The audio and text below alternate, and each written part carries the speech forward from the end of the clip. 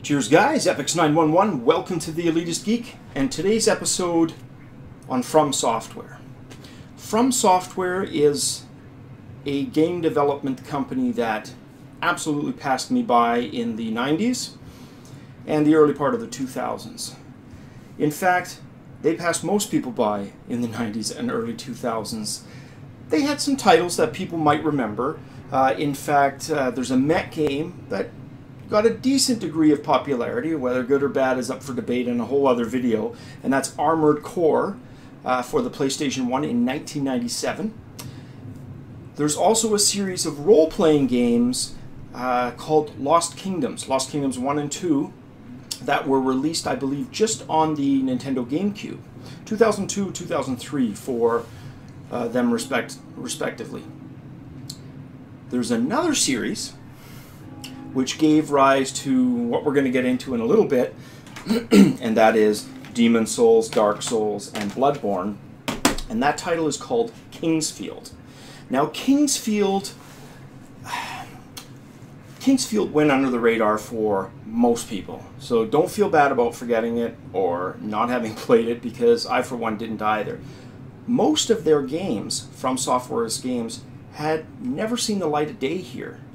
They were Japanese-only titles, and I really think it's a fluke that, you know, the popularity took off the way it did, because it may never have happened. It came actually awfully close to never happening. Let's back up a little bit. 1994, PlayStation 1, Kingsfield 1 is released. PlayStation 1 saw 3 titles for the Kingsfield series. Kingsfield 1 in 94, 2 in 96, and 3 in 1996.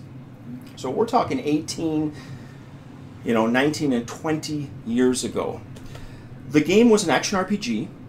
It is the game that Demon's Souls, Dark Souls, and Bloodborne were kind of based on, like spiritual sequels. In fact, this series has had a lot of spiritual sequels and kind of migrations. But anyways, it started with Kingsfield. The PlayStation 2 only had one Kingsfield title. If that title had never been released, we may never have ever seen Demon's Souls. And if it didn't actually do okay in Japan, because it wasn't a huge hit here. It was a niche title. There were some hardcore fans, absolutely. But was it a title that made people stand up and take notice? Unfortunately, no. Even though it wasn't a bad game. Go back now, if any of you have a PlayStation 2 or a PlayStation 1, try to find the game on eBay, Amazon. If you can't, you know, and I'm not a guy to push emulators, let us say. There's a bit of a gray line there, but certainly if you've got the game and don't have the hardware or own the game at one time, or you really can't find the game anywhere, I didn't say to do it, I just said it could be done. Play them on an emulator. So EPSXE for the PlayStation 1 and PCX2 is the best, hands-down, PlayStation 2 emulator on the market. You can play those old Kingsfield games at better graphics than you could back in the day. Not so much for EPSXE, but certainly Kingsfield 4 on the PlayStation 2 emulator. There's a little problem though, and that's some of the Japanese. There was some English in some of the Kingsfield, but like I said, a lot of that never saw the light of day here. Think about the gap. So it was 2001 when Kingsfield 4 came out, and then nothing. Nothing in the Kingsfield series. No game at all from Software to do with action RPG until Demon's Souls, this game here, in 2009 on the PlayStation 3. So you can see it went from 3 titles on the PlayStation 1 to 1 title on the PlayStation 2 to taking this gamble. And today we talk about the popularity of Dark Souls.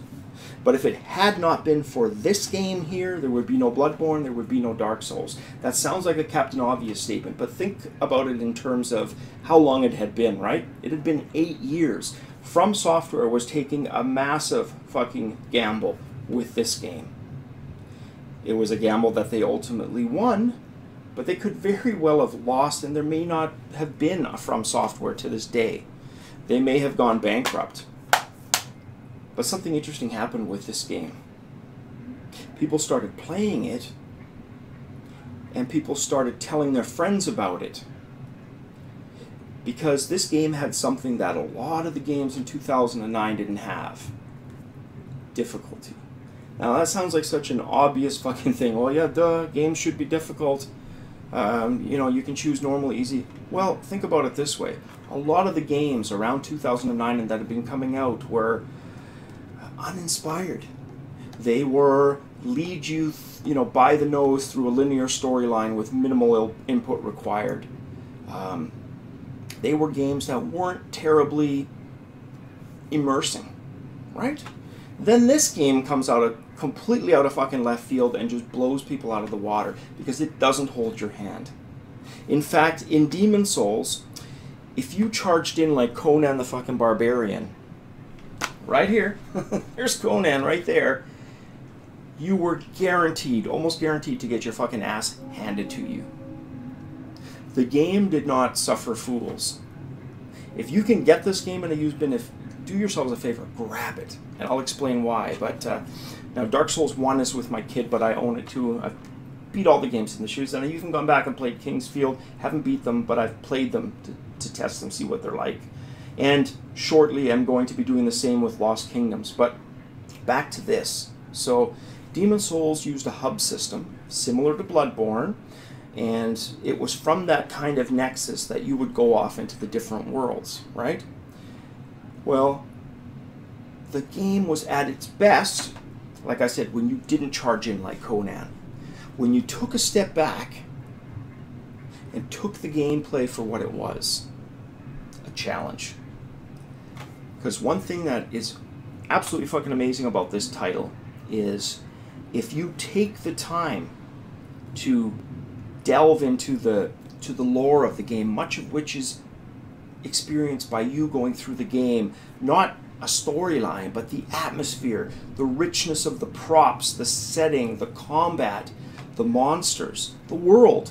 You see, there's zombie apocalypse movies, a dime a fucking dozen, right?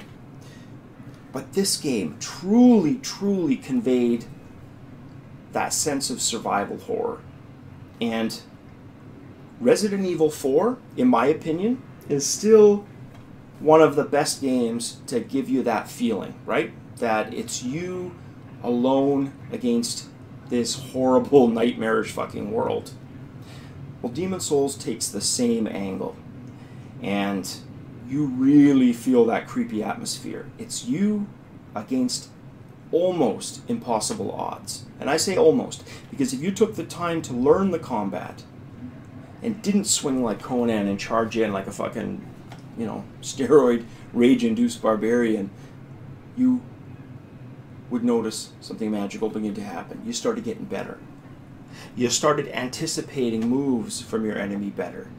Patterns started becoming obvious. And I'm not talking arcade patterns, that you can basically, learn and beat the game, because there were still timing and luck and skill still part of the equation, but it rewarded you, this game, for learning the nuances of the system.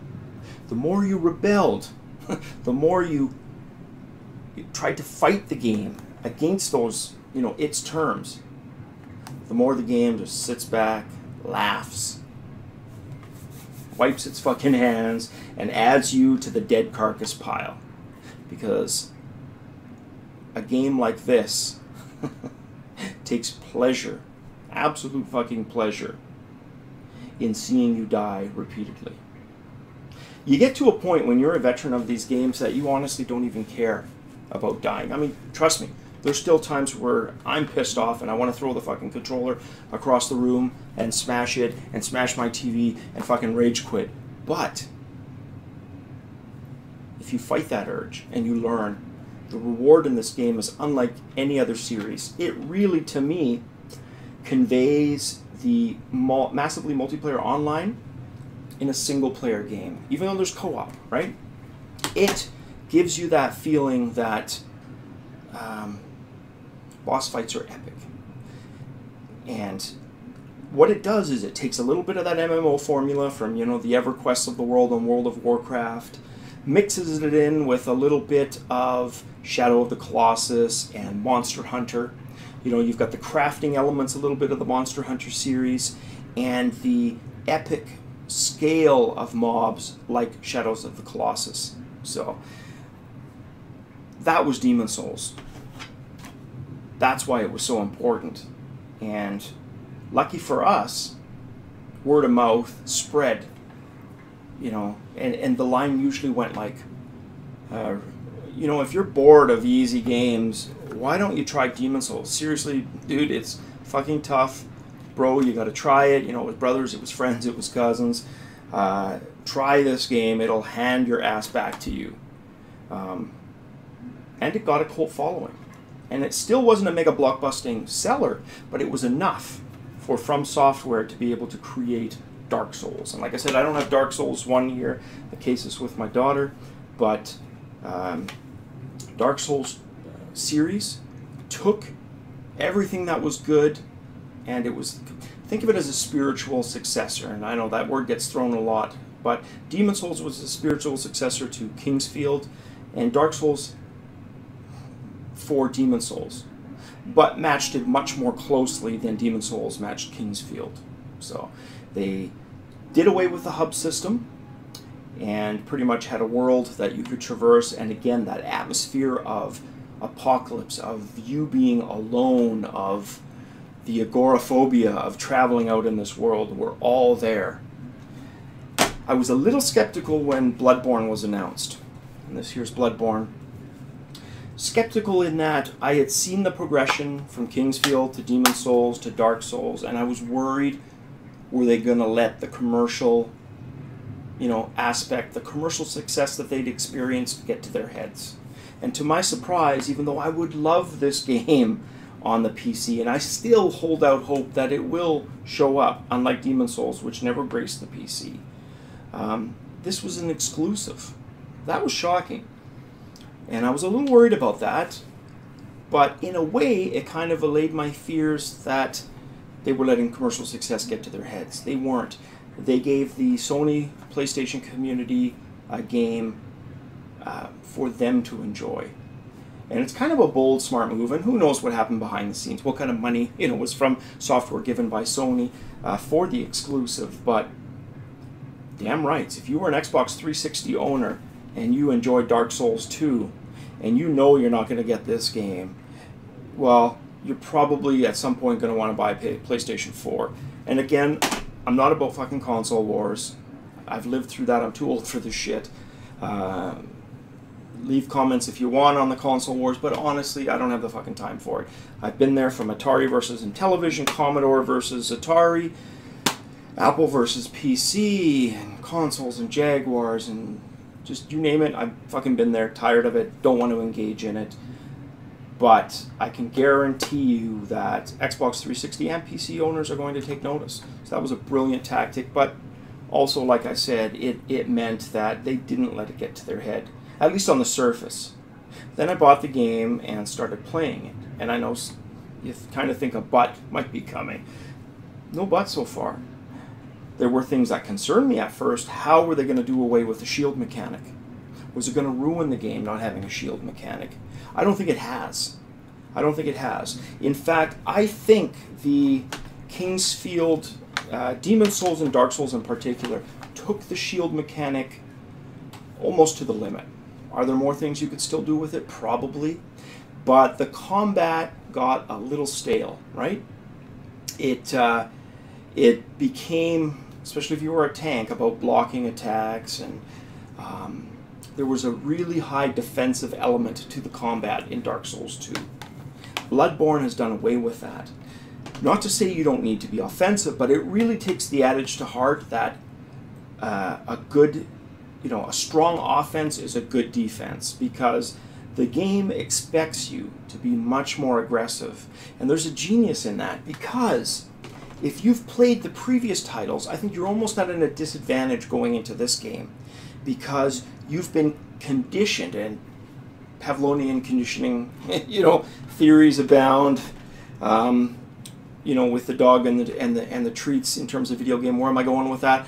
Well, simply that if you've played these games yes, you are conditioned to be more of a defensive player.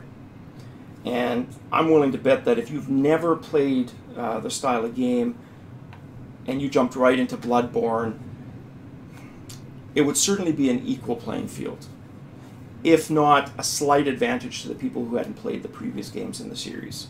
But that's okay. For those of us who have, that learning experience, that, getting used to a new way of doing things is part of the fun. It's part of the excitement. It certainly was for me. So what happened in the place of the shield mechanic? Well, it's more of a dexterous, fast-flowing combat system. Whereas in Demon's Souls, like I mentioned, it relied heavily on the defensive aspect, with the shield, and yes, you could roll out of the way. Bloodborne takes that one step further. It's got faster rolls, it's got more deking, faster finishing moves, and a really cool dual-wielding system that I've never really seen in a game before. Whereas Dark Souls really excelled with the sword and shield aspect, and of course casting had its benefits too. My thought at first with Bloodborne was, okay, wow, is this either or? Do I have to use the saw or the pistol? Or is it going to be too confusing to use both? Well, the answer is it's probably best to use both in many situations, not all. For example, the first finisher move that most people learn in Bloodborne involves using your pistol. If you're in point-blank range and a mob is about to wind up and do its attack, and you time the pistol shot just right, you stagger your enemy, and if you follow that up immediately with an F1 attack with your right-handed weapon, you'll do a killing finishing move that will kill most mobs, or even the bigger guys, bring them down. Not bosses, but your bigger monsters for the level. It will bring them down to 10 to 20% health, which is fantastic. That's a really cool mechanic, and it really adds a new flavor to dual wielding. You're not just going dual katana. You've got a ranged weapon in one hand and a melee weapon in the other. That is so cool. It's not something I've really... I guess Witcher, you could say Witcher had a bit of that, but it's still not quite the same. So, what else? Well, again, like I said, they've gone back to the hub system that Demon's Souls had. Worlds that spread off of that. And also, I think, was it Catalyst? But there's a style of random dungeon in Bloodborne that you can play solo or with a group. And it's basically procedurally generated. So you get, or aspects of it are, you get a random new experience each time. And you can share those dungeons, which is hella fucking cool. So anyways, I'm only about 10 to 15 hours into the game.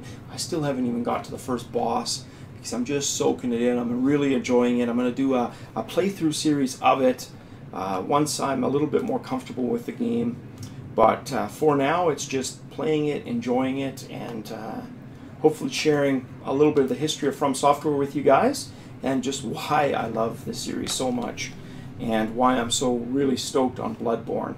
If you haven't picked this up and you like, this style of gameplay, action RPG with a really cool difficulty curve and an awesome risk-reward system, this is the game for you.